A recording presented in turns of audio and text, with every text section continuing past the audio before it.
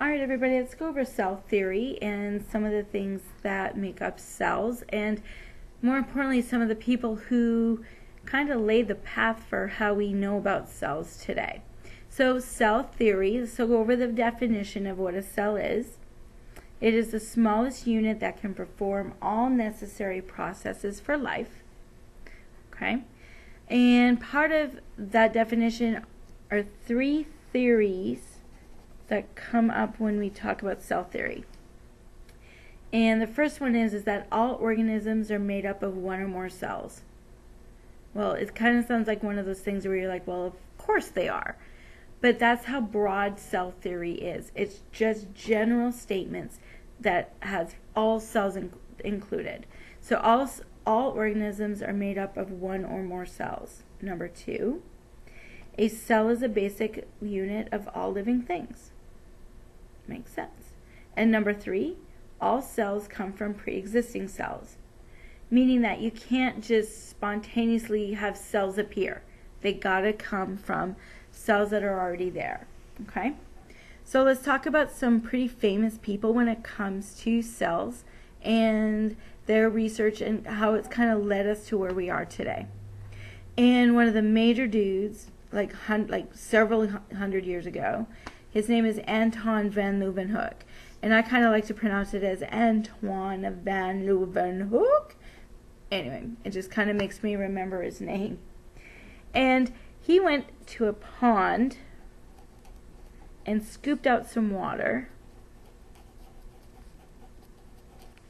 and took it back to his lab and put it under one of the very first microscopes. And he noticed that there were these little tiny animals that that appeared.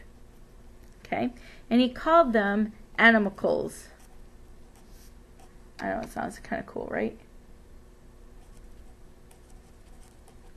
Okay, and it was really the first time that people really understood that there was something that were smaller than what our eyes could really see. Okay, and that was Antoine van Leeuwenhoek. Scooped out pond water, took a look at it under one of the very first microscopes, and discovered that there was little critters under there called animalcules. Okay. Coming next is a gentleman named Robert Hooke.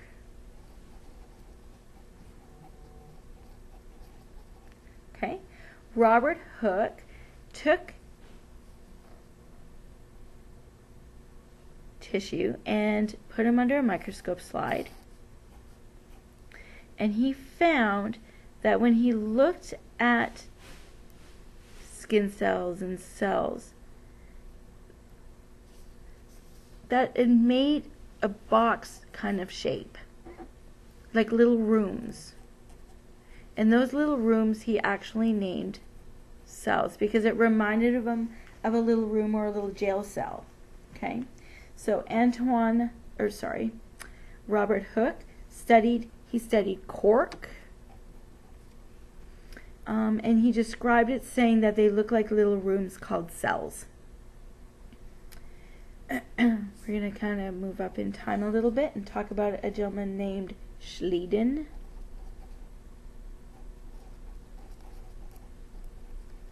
Okay, Schleiden. And Schleiden studied plant cells.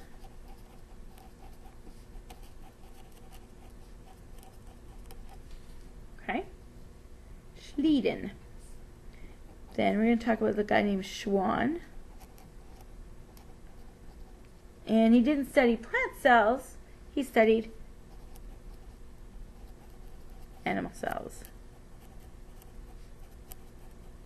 So think of animal and like Schwann, even though Schwann is a bird, it's a type of an animal. Schwann and animal cells. Okay. Then there was this last guy named Virchow. And Virchow really studied diseases and what diseases did to cells. Okay, so he studied diseases, and he also was the one that said cells can only come from other cells. And there we have it, cell theory. So let me read this through you again. Cell theory, the smallest unit that can perform all necessary processes of life, is a cell. There are 3 parts to cell theory. All organisms are made up of 1 or more cells. The cell is a basic unit of all living things, and all cells come from pre-existing cells. Okay, several gentlemen kind of paved the way. Antoine van Leeuwenhoek looked at water and scooped it out of a pond and found there to be little animalcules, and so that there were things that were smaller than what we could see with our eyes.